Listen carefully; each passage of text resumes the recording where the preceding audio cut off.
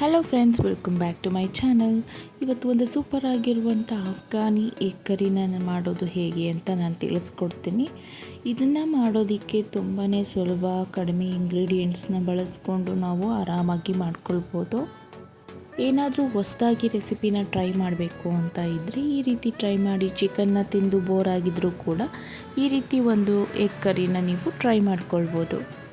ಈ ಎಗ್ ಕರಿನ ಮಾಡ್ಕೊಳ್ಳೋದಕ್ಕೆ ಮೊದಲಿಗೆ ನಾವು ರುಬ್ಕೊಳ್ಳೋದಕ್ಕೆ ಏನೇನು ಐಟಮ್ಸ್ನ ಬಳಸ್ಕೊಳ್ತೀವಿ ಅಂತ ನೋಡೋಣ. ಕೊತ್ತಂಬರಿ ಸೊಪ್ಪು, ಪುದೀನ ಸೊಪ್ಪು, ಹಾಗೆ ಹಸಿರು ಮೆಣಸಿನ್ಕಾಯಿ ಒಂದು 4ರಿಂದ 5 ಹಸಿರು ಮೆಣಸಿನ್ಕಾಯಿ, ಶುಂಠಿ, ಬೆಳ್ಳುಳ್ಳಿ, 1 ಈರುಳ್ಳಿ, ಜೊತೆಗೆ 2 ಲವಂಗ, 1 ಚಕ್ಕೆ, ಇಷ್ಟನ್ನು ಯೂಸ್ ಮಾಡಿಕೊಂಡು ಅದರ ಜೊತೆಗೆ ಒಂದು ಚಿಕ್ಕ ಬೌಲ್ ಆಗುವಷ್ಟು ಕರ್ಡು, ಗರಂ ಮಸಾಲ, ಧನಿಯಾ ಪುಡಿ, ರೆಡ್ ಚಿಲ್ಲಿ ಪೌಡರ್ ಮಾತ್ರ 1/2 ಟೇಬಲ್ ಸ್ಪೂನು, ಅರ್ಧ ಟೇಬಲ್ ಸ್ಪೂನ್ ಆಗುವಷ್ಟು ಕಾರ್ನ್ಫ್ಲೋರು, ಇಷ್ಟನ್ನು ನಾನು ಬಳಸ್ಕೊಳ್ತಾ ಇದ್ದೀನಿ. ಇದ್ರ ಜೊತೆಗೆ ಒಂದು 5 ಎಗ್ಗನ್ನ ತೊಗೊಂಡಿದ್ದೀನಿ.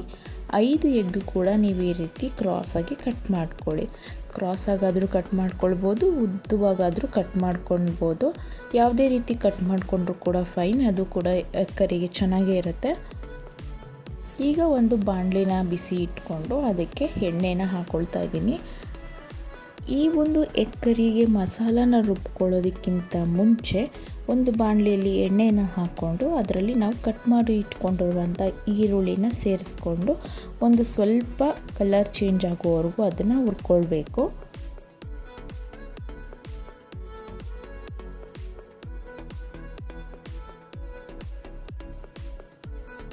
ನಂತರ ಇದಕ್ಕೆ ಬಿಡಿಸಿ ಇಟ್ಕೊಂಡಿರುವಂಥ ಬೆಳ್ಳುಳ್ಳಿನ ಕೂಡ ಸೇರಿಸ್ಕೊಳ್ತಾ ಇದ್ದೀನಿ. ಇದನ್ನು ಸ್ವಲ್ಪ ಫ್ರೈ ಮಾಡ್ಕೊಂಡಿದ ನಂತರ ಶುಂಠಿನ ಕೂಡ ಇಲ್ಲೇನೆ ನಾನು ಸೇರಿಸ್ಕೊಳ್ತಾ ಇದ್ದೀನಿ.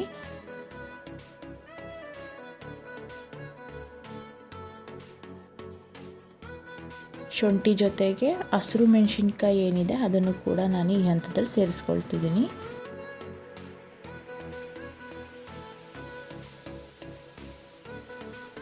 ಇದಿಷ್ಟು ಸ್ವಲ್ಪ ಫ್ರೈ ಆದ ನಂತರ ಇದನ್ನು ತಣ್ಣಗಾಗೋದಕ್ಕೆ ಬಿಡಬೇಕು. ಮಿಕ್ಸಿ ಜಾರಿಗೆ ತಣ್ಣಗಾದ ನಂತರ ಈ ಮಿಶ್ರಣ ಏನಿದೆ ಅದನ್ನು ಹಾಕ್ಕೊಳ್ಬೇಕು. ಅದ್ರ ಜೊತೆಗೆ ಒಂದು ಸ್ವಲ್ಪ ಕೊತ್ತಂಬರಿ ಸೊಪ್ಪು, ಒಂದು ಸ್ವಲ್ಪ ಪುದೀನ ಸೊಪ್ಪು, ಮತ್ತು ನಾನು ಏನು ತೋರಿಸ್ಕೊಂಡಿದ್ನಲ್ಲ ಒಂದು ಸ್ವಲ್ಪ ಹುರ್ಗಡ್ಲೆನೂ ಕೂಡ ಈ ಹಂತದಲ್ಲಿ ಮಿಕ್ಸ್ ಮಾಡ್ಕೊಳ್ಬೇಕು. ಗ್ರೇವಿ ತಿಕ್ನೆಸ್ಸಿಗೋಸ್ಕರ ಈ ಹುರ್ಗಡ್ಲೆನ ಬಳಸ್ಕೊಳ್ತಾ ಇದ್ದೀನಿ. ಹುರ್ಗಡ್ಲೆ ಬೇಡ ಅಂತ ಅಂದರೆ ನೀವು ಗೋಡಂಬಿನ ಈ ಹಂತದಲ್ಲಿ ಹಾಕ್ಕೊಳ್ಬೋದು. ಇದ್ರ ಜೊತೆಗೆ ಲವಂಗ, 1 ಏಲಕ್ಕಿ ಮತ್ತು 1-2 ಚಕ್ಕೆ ಪೀಸನ್ನು ಕೂಡ ನಾನು ಹಾಕ್ಕೊಂಡು ಈ ರೀತಿ ಫೈನ್ ಪೇಸ್ಟ್ ಮಾಡ್ಕೊಳ್ಬೇಕು. ಇದನ್ನು ರುಬ್ಕೊಂಡಿದ ನಂತರ ಅದೇ ಬಾಣಲಿಗೆ ಇನ್ನೂ ಒಂದು ಸ್ವಲ್ಪ ಎಣ್ಣೆನ ಹಾಕ್ಕೊಂಡು ಸ್ವಲ್ಪ ಎಣ್ಣೆ ಬಿಸಿಯಾದ ನಂತರ ಇದಕ್ಕೆ ಒಂದು ಅರ್ಧ ಟೇಬಲ್ ಸ್ಪೂನ್ ಆಗುವಷ್ಟು ಅಚ್ಚ ಪುಡಿನ ಹಾಕ್ಕೊಳ್ತಾ ಇದ್ದೀನಿ. ಅದ್ರ ಜೊತೆಗೆ ಇನ್ನೂ ಅರ್ಧ ಟೇಬಲ್ ಸ್ಪೂನ್ ಆಗುವಷ್ಟು ಅರಿಶಿಣನ ಹಾಕ್ಕೊಳ್ತಾ ಇದ್ದೀನಿ. ಅದ್ರ ಜೊತೆಗೆ ಒಂದು ಸ್ವಲ್ಪ ಗರಂ ಮಸಾಲ, ಇಷ್ಟನ್ನು ಹಾಕ್ಕೊಂಡ್ಬಿಟ್ಟು ಲೋ ಫ್ಲೇಮ್ ಇಟ್ಕೊಂಡು ನಾವೇನು ಕಟ್ ಮಾಡಿ ಇಟ್ಕೊಂಡಿದ್ದ ಎಗ್ಗನ್ನು ಈ ಹಂತದಲ್ಲಿ ಹಾಕ್ಕೊಂಡು ಚೆನ್ನಾಗಿ ಮಿಕ್ಸ್ ಮಾಡ್ಕೊಳ್ಬೇಕು. ಈ ರೀತಿ ಮಾಡ್ಕೊಳ್ಳೋದ್ರಿಂದ ಎಗ್ ಕರಿ ಮಾಡುವಾಗ ಯಾವುದೇ ರೀತಿ ಎಗ್ ಕರಿ ಮಾಡಿದ್ರು ಈ ರೀತಿ ಮಾಡ್ಕೊಳ್ಳೋದ್ರಿಂದ ಎಗ್ಗು ತಿನ್ನುವಾಗ ಚೆನ್ನಾಗಿರುತ್ತೆ. ನಂತರ ಅದೇ ಬಾಣಲಿಗೆ ನಾನು ರುಬ್ಬಿಟ್ಕೊಂಡಿರೋ ಮಸಾಲಾನ ಸೇರಿಸ್ಕೊಳ್ತಾ ಇದ್ದೀನಿ. ಈ ಮಸಾಲೆಯಲ್ಲಿ ನಾವು ಕೊತ್ತಂಬರಿ ಸೊಪ್ಪು, ಪುದೀನ ಸೊಪ್ಪು ಇದನ್ನೆಲ್ಲ ಬಳಸ್ಕೊಂಡಿರೋದ್ರಿಂದ ಅದರದ್ದು ಹಸಿ ವಾಸನೆ ಇರುತ್ತೆ, ಅದು ಹೋಗೋವರೆಗೂ ಮಸಾಲ ಕುದಿಯೋದಕ್ಕೆ ಬಿಡಬೇಕು. ಆಲ್ಮೋಸ್ಟ್ ನೀವು ಲಿಡ್ಡನ್ನು ಕ್ಲೋಸ್ ಮಾಡಿಕೊಂಡು ಈ ರೀತಿ ಕುದಿಯೋದಕ್ಕೆ ಬಿಟ್ಟರೆ ಬೇಗನೆ ಮಸಾಲ ಅನ್ನೋದು ಕುದಿಯೋಕ್ಕೆ ಬರುತ್ತೆ. ಈ ರೀತಿ ಆಯಿಲ್ ಸಪ್ರೇಟಾಗಿ ಕುದಿಯೋ ಹಾಗೆ ಆಗಬೇಕು, ಆವಾಗ ಚೆನ್ನಾಗಿ ಆಗಿರುತ್ತೆ ಅಂತ ಅರ್ಥ.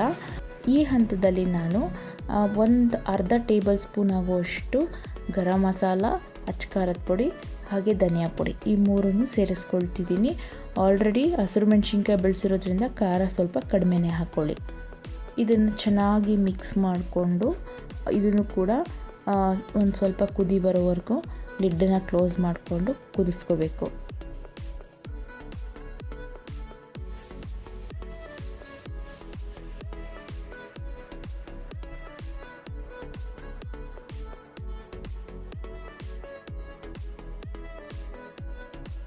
ಈ ಒಂದು ಹಂತದಲ್ಲಿ ಸಾಲ್ಟನ್ನು ಹಾಕ್ಕೊಳ್ಬೇಕು. ಸಾಲ್ಟನ್ನು ಹಾಕ್ಕೊಂಡು ರುಚಿಗೆ ಎಷ್ಟು ಬೇಕಾಗುತ್ತೋ ಅಷ್ಟು ನೋಡಿ ಹಾಕ್ಕೊಂಡು ಒಂದು ಚೆನ್ನಾಗಿ ಕುದಿ ಬರೋವರೆಗೂ ಇದನ್ನು ಕುದಿಸ್ಕೋಬೇಕು.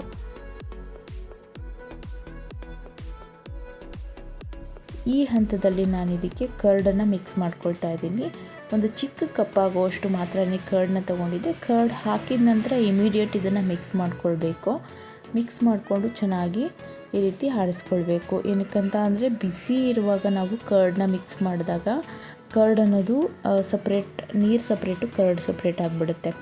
ಹಾಗಾಗಿ ಈ ರೀತಿ ಮಾಡ್ಕೊಳ್ಬೇಕು. ಈಗ ಅದು ಚೆನ್ನಾಗಿ ಕುದಿ ಬರೋವರೆಗೂ ಲಿಡ್ಡನ್ನು ಕ್ಲೋಸ್ ಮಾಡ್ಕೊಳ್ಳಿ. ನೋಡಿ, ಈಗ ಅದು ಪರ್ಫೆಕ್ಟಾಗಿ ಆಗಿದೆ. ಈ ಹಂತದಲ್ಲಿ ನಾವು ಎಗ್ಗನ್ನು ಮಿಕ್ಸ್ ಮಾಡ್ಕೊಳ್ಬೇಕು. ಸ್ಟಾರ್ಟಿಂಗಲ್ಲಿ ಏನು ಎಗ್ಗನ್ನು ನಾವು ಸಪ್ರೇಟಾಗಿ ತೆಗೆದಿಟ್ಕೊಂಡಿದ್ವಿ ಅಲ್ವಾ, ಆ ಎಗ್ಗನ್ನು ಈ ಹಂತದಲ್ಲಿ ಮಿಕ್ಸ್ ಮಾಡ್ಕೊಳ್ಬೇಕು. ಮಸಾಲ ಅಂತೂ ಚೆನ್ನಾಗಿ ಬೆಂದಿರುತ್ತೆ. ಈ ಹಂತದಲ್ಲಿ ನಾವು ಎಗ್ಗನ್ನ ಹಾಕ್ಕೊಂಡು ಜಾಸ್ತಿ ಹೊತ್ತು ಏನು ಬಿಡೋ ಅವಶ್ಯಕತೆ ಇಲ್ಲ. ಎಗ್ ಹಾಕಿದ ನಂತರ ಒಂದು 5 ನಿಮಿಷ ಅದನ್ನು ಕುದಿಸ್ಕೋಬೇಕು ಅಷ್ಟೇನೆ.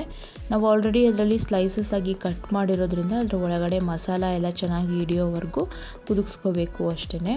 ಈ ರೀತಿ ಎಗ್ಗನ್ನ ಹಾಕಿದ ನಂತರ ಚೆನ್ನಾಗಿ ಮಿಕ್ಸ್ ಮಾಡ್ಕೋಬೇಕು. ಲಾಸ್ಟಲ್ಲಿ ಒಂದು ಗ್ರೇವಿ ಕನ್ಸಿಸ್ಟೆನ್ಸಿಗೋಸ್ಕರ ಒಂದು ಅರ್ಧ ಟೇಬಲ್ ಸ್ಪೂನ್ ಆಗುವಷ್ಟು ಕಾರ್ನ್ಫ್ಲೋರ್ನ ತೊಗೊಂಡಿದ್ವಲ್ಲ, ಅದಕ್ಕೆ ನೀರನ್ನು ಮಿಕ್ಸ್ ಮಾಡಿ ಈ ಹಂತದಲ್ಲಿ ಮಿಕ್ಸ್ ಮಾಡ್ಕೊಳ್ತಾ ಇದ್ದೀನಿ. ಇದು ಒಂದು ಆಪ್ಷನಲ್ಲು, ಇದನ್ನು ಹಾಕ್ಕೊಳ್ಳಬಹುದು, ಸ್ಕಿಪ್ ಮಾಡ್ಕೊಳ್ಳಬಹುದು. ಇದನ್ನು ಹಾಕ್ಕೊಂಡಿದ ನಂತರ ಚೆನ್ನಾಗಿ ಮಿಕ್ಸ್ ಮಾಡ್ಕೊಳ್ಳಿ. ಈಗ ಎಗ್ ಕರಿ ಅನ್ನೋದು ಪರ್ಫೆಕ್ಟಾಗಿ ಆಗಿದೆ. ಇದನ್ನು ನಾವು ಒಂದು ಪ್ಲೇಟಿಗೆ ಸರ್ವ್ ಮಾಡ್ಕೊಳ್ಳೋಣ. ಈ ಒಂದು ಎಗ್ ಕರಿ ಯಾವುದೇ ರೀತಿ ಆಗಿರ್ಬೋದು, ಈಗ ಮುದ್ದೆ ಆಗಿರ್ಬೋದು, ರೈಸ್ ಆಗಿರ್ಬೋದು, ಅಥವಾ ಚಪಾತಿ ಆಗಿರ್ಬೋದು, ಪರಾಟ ಆಗಿರ್ಬೋದು, ಎಲ್ಲದಕ್ಕೂ ಕೂಡ ಕಾಂಬಿನೇಷನ್ ಆಗಿ ಚೆನ್ನಾಗಿರುತ್ತೆ. ಸೊ ಟ್ರೈ ಮಾಡಿ ಒಂದು ಸಾರಿ. ಚಿಕನ್ ತಿಂದೇ ಎಗ್ಗನ್ನು ಇಷ್ಟಪಡೋರು ಈ ರೀತಿ ಟ್ರೈ ಮಾಡ್ಕೊಳ್ಬೋದು. ತುಂಬಾ ಟೇಸ್ಟಿಯಾಗಿರುತ್ತೆ. ಪಕ್ಕಾ ರೆಸ್ಟೋರೆಂಟ್ ಸ್ಟೈಲಲ್ಲೇ ಇರುತ್ತೆ, ಹೆಲ್ದಿಯಾಗಿರುತ್ತೆ ಮನೇಲಿ ಮಾಡ್ಕೊಳ್ಳೋದ್ರಿಂದ. ಸೊ ಇದಾಗಿತ್ತು ಒಂದು ಬ್ಯೂಟಿಫುಲ್ ಆ್ಯಂಡ್ ಟೇಸ್ಟಿ ಯಮ್ಮಿ ಆಗಿರುವಂಥ ಒಂದು ರೆಸಿಪಿ. ಈ ರೆಸಿಪಿ ನಿಮಗೆ ಇಷ್ಟ ಆಗಿದ್ದಲ್ಲಿ ಮನೆಯಲ್ಲಿ ಟ್ರೈ ಮಾಡಿ. ಯಾರೆಲ್ಲ ಚಾನಲ್ನ ಸಬ್ಸ್ಕ್ರೈಬ್ ಮಾಡ್ಕೊಳ್ದೆ ನೋಡ್ತಾ ಇದ್ದೀರಾ, ದಯವಿಟ್ಟು ಸಬ್ಸ್ಕ್ರೈಬ್ ಮಾಡ್ಕೊಂಡು ನೋಡಿ. ವಿಡಿಯೋ ಇಷ್ಟ ಆಗಿದ್ದಲ್ಲಿ ಒಂದು ಲೈಕ್ ಕೊಡಿ. ಆದಷ್ಟು ಟೈಮ್ ಮಾಡಿಕೊಂಡು ವಿಡಿಯೋನಾಗಿರ್ಬೋದು, ರೆಸಿಪಿನಾಗಿರ್ಬೋದು ಶೇರ್ ಮಾಡ್ಕೊಳ್ತೀನಿ ಅಂತ ಹೇಳ್ತಾ ಮತ್ತೆ ಇನ್ನೊಂದು ವಿಡಿಯೋದಲ್ಲಿ ಸಿಗ್ತೀನಿ. ಅಲ್ಲಿವರೆಗೂ ಥ್ಯಾಂಕ್ಸ್ ಫಾರ್ ವಾಚಿಂಗ್.